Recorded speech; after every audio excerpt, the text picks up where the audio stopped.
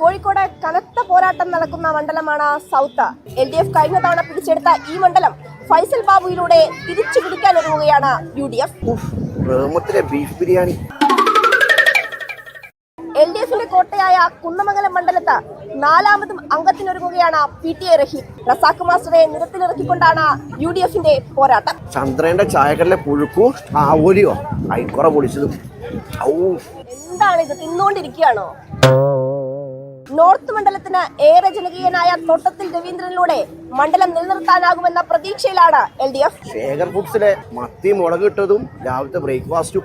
എടോ, പിന്നെ വെറുതെ ആണോ കോഴിക്കോടിനെ ഫുഡ് ക്യാപിറ്റൽ ഓഫ് കേരള എന്ന് പറയുന്നത്?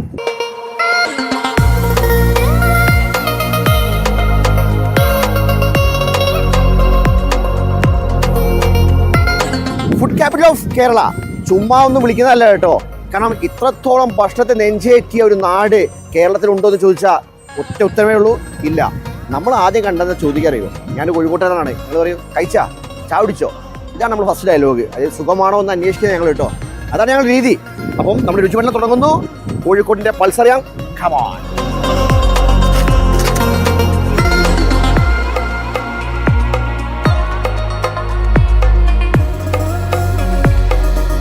ഭരണം മാറുമോ കേരളത്തില്?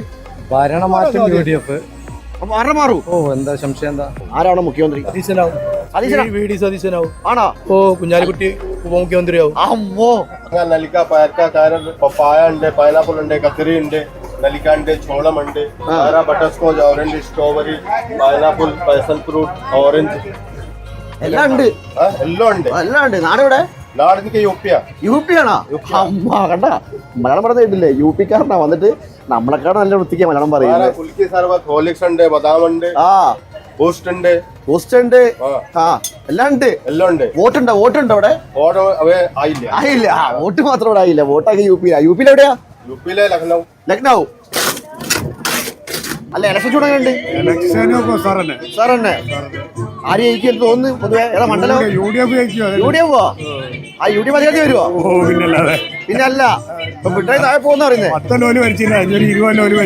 അമ്മ ചെറിയ കളിയൊന്നും ഇല്ല. 10, 20. ആരവിടെ മുഖ്യമന്ത്രി ആണെങ്കിൽ? സതീശനായിക്കോട്ടെ. അയ്യോ, ഇവിടെ ഏതാ മണ്ഡലം? ഏതാ? അപ്പൊ സൗത്ത്. അവിടെ എന്താ അവസ്ഥ? അടി പതറുവോ?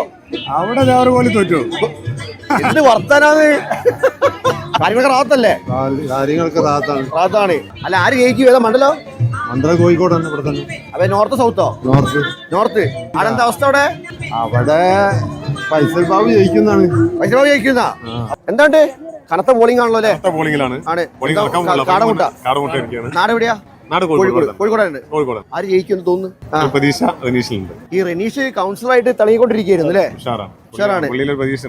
അതുകൊണ്ട് അവിടെ ഒരു നല്ലൊരു മത്സരമാണ് നടക്കുക. മത്സരം. എല്ലാരും അവിടെ തന്നെയാണ് നാട്. ഞാൻ മുണ്ടിക്കൽ താഴെ. അവിടെ എന്താ അവസ്ഥ? കോഴിക്കോടിന്റെ രവിയേട്ടൻ അങ്ങനെയല്ലേ? ക്യാപ്ഷനല്ലേ? കോഴിക്കോട് ജയിക്കോ? അറബ് എന്തൊരു ചിരി ആണല്ലേ? ചേട്ടൻ തോന്നുന്നു എവിടെ സ്ഥലം? ഞാൻ പാലാഴി. അപ്പൊ കുന്നമംഗലം ഉണ്ട്. PTA റഹീം. അപ്പൊ എങ്ങനെയാ തോന്നുന്നു എവിടെ അവസ്ഥ? ജയിക്കൂ. അല്ല, സതീശ മുഖ്യമന്ത്രി ആവുമോ? എന്ത് വർത്തനാണ്? ഭരണത്തോടൊപ്പം ഉണ്ടാവും. പഴയ ഭൂരിപക്ഷം ഭരണത്തോടൊപ്പം ഉണ്ടാവും തന്നെയാണ് ഇന്ത്യയുടെ കാഴ്ചപ്പാട്. അപ്പൊ 100 അടിക്കാൻ ചാൻസ് ഇല്ല. 100 സീറ്റ് ഉണ്ടാവില്ല. സീറ്റ് ഒന്നും ഉണ്ടാവില്ല. പക്ഷെ എത്ര സീറ്റ് ഉണ്ടാവും? ഒരു 70-80 ഇടയിലുണ്ടാവും. LDFന്. BJPക്ക് എത്ര സീറ്റ് ഉണ്ട് കേരളത്തിൽ? പാലക്കാട് കിട്ടുമോ? ശോഭ പാലക്കാട് കിട്ടില്ല. തിരുവനന്തപുരത്ത് ഏതെങ്കിലും 1-2 സീറ്റ് കിട്ടുന്ന എനിക്ക് തോന്നുന്നു. ആണല്ലേ? അതെ. മണ്ഡലം ഏതാ? എലത്തൂര്. ശശീന്ദ്രന്റെ മണ്ഡലം.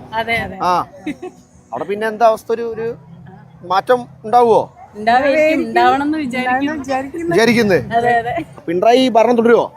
തുടരും. തീർച്ചയായും തുടരും. ഒരു വനിതാ മുഖ്യമന്ത്രി വേണോ കേരളത്തിന്? KK ശൈലജ മുഖ്യമന്ത്രി ആവണം തോന്നുന്നുണ്ടോ? തോന്നുന്നുണ്ട്.